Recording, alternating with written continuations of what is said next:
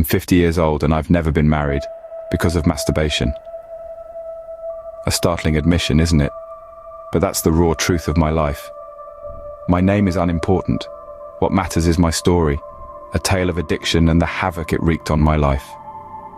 There's no easy way to say this, but I've been addicted to masturbation since my teenage years. At first, it felt like a harmless indulgence, a secret pleasure. But as the years rolled on, it became a compulsive need, an insatiable hunger.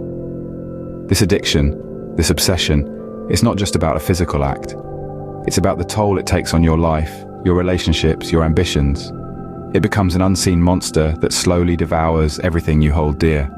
I'm here to share my story, to expose the ugly truth of this addiction, to show you how it crept into my life and consumed it. And that was just the beginning of how masturbation ruined my life. Every time I masturbated, it seemed like bad luck followed me. It was as if my actions were drawing in an unfortunate energy that I couldn't shake off. Every job application I sent out was met with rejection, no matter how qualified I was for the position. The words, "We regret to inform you," became a haunting refrain in my life. It wasn't just professional setbacks, though. Personal mishaps seemed to become the norm. I'd lose my keys, miss important appointments, or even trip and twist my ankle while out on a jog. It was almost comical the way misfortune seemed to tag along with me, like an unwelcome companion. I began to dread the aftermath of my addiction. Each episode was followed by a fallout of bad luck that I couldn't explain or understand. I was trapped in a cycle of self-indulgence and regret, with no apparent way out. Masturbation had become a harbinger of misfortune. Every night, I dreamt of myself back in my old college, a symbol of my stagnancy. It's a peculiar feeling, isn't it? To be trapped in a time and place you've long since outgrown. Yet, there I was, every night, back in those worn-out hallways, reliving the same old scenes over and over again. My dreams should have been a refuge, a place to escape the trials of the day, but they were just another cage, a mirror reflecting back at me my own lack of progression. My addiction was not just a part of my waking life, but it had also seeped into my dreams, turning them into a never-ending cycle of regression and stagnation. I was stuck not just in my dreams, but in my reality as well. It's like being on a treadmill, constantly running, but never actually getting anywhere. I was stuck in a loop, both in my dreams and my reality. I was unable to maintain any relationship, let alone get married. The truth is, my addiction cast a long, dark shadow over every romantic connection I attempted to cultivate. It was as if I was trying to build a house on a shaky foundation. The structure would crumble before it could even take shape. The women in my life could sense something was off. They may not have known the exact nature of my struggle, but they felt the distance it created. The late-night hours spent alone, the distractedness during our conversations, the lack of intimacy, they all added up to a relationship that was more illusion than reality. Every time I thought I had found love, my addiction would rear its ugly head, reminding me of my continuous battle.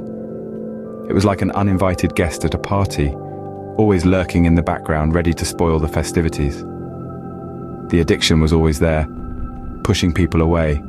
I lost every job I got because I was always caught masturbating during work hours.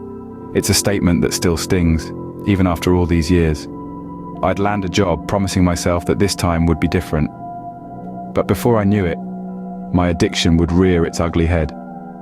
I lost every job because I was always caught masturbating during work hours. This was very embarrassing. The shame and embarrassment that followed each dismissal were overwhelming. My colleagues would look at me differently, whispers would fill the office, and then, inevitably, the pink slip. Even when I found employment in places that showed understanding, I knew my addiction was a ticking time bomb. It wasn't a matter of if, but when. But the worst part wasn't the loss of income or the humiliation. It was the realization that I was allowing my addiction to destroy my professional life, just as it had my personal one. My addiction didn't just cost me my personal life, it cost me my professional life as well. I couldn't focus on anything good, my mind was always elsewhere. An addiction has a way of clouding one's mind. It's like a fog that descends, obscuring the path ahead. My addiction to masturbation was no different. It was as though I was living in a perpetual haze, unable to concentrate on the positive aspects of life. My thoughts, my focus, they were all consumed by this addiction. I couldn't take joy in the simple pleasures of life. a beautiful sunset, a good book, the laughter of a child. These things should have brought happiness, but they didn't. They couldn't. Not when my mind was elsewhere, trapped in the clutches of addiction. The world around me was in vibrant color, but I saw it in shades of gray. I was living in a fog, with no clear path in sight. I was lost in my own world, a world that was dominated by my addiction. And in that world, there was no room for anything good. I wasted all my money on porn subscriptions just to satisfy my masturbation needs. It's a statement that still rings in my ears, echoing the bitter truth of my past. The financial drain was real and it was heavy. The money I should have invested in myself, my future, maybe even a family, was all poured into this pit of fleeting pleasure. Every payday was another day of recklessness, as I handed over my hard-earned cash to purchase more and more explicit content. The vicious cycle was relentless. The more I spent, the deeper I was drawn into this destructive habit. Before I knew it, my bank account was a barren wasteland. I was surviving on the bare minimum, scraping by with the little I had left after feeding my addiction. I was constantly in debt, always borrowing and never saving. I was drowning financially, all because of my addiction. The cost was too high, and yet I paid it willingly, time and time again. My addiction stripped me of any motivation or drive. The zest for life, the spark that used to ignite my passion, slowly faded away. Every moment was clouded by this addiction, an addiction that had me firmly in its grasp and wouldn't let go. It's like being stuck in a dark tunnel with no light at the end. My ambition was replaced by this compulsive need. My dreams, aspirations, the drive to improve, to create, to grow, all replaced by an overpowering urge. It was as if I was caught in a quicksand of my own making, every struggle pulling me deeper into the abyss. This addiction made me complacent, content with mediocrity. The exciting challenges life offers turned into mundane tasks.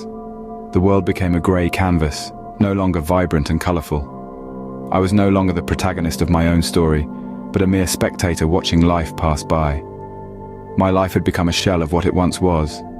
I'm sharing my story not for sympathy, but for help. My journey has been a painful one, filled with regret and loss. But I believe in the power of change, the power of redemption. I've seen the havoc that this addiction has wreaked on my life, and I'm ready to break free. I've spent too many years trapped in this cycle, unable to escape. I've lost relationships, jobs, and opportunities, all because of this addiction. My life has been a series of disappointments, of failures, and I've had enough. I'm tired of the shame, the guilt, and the regret. I know that I can't do this alone. I need your help. If you know of any resources, any programs, any strategies that could help me overcome this addiction, please share them. I'm ready to reclaim my life, to finally break free from this prison. I'm ready to change. Can you help me?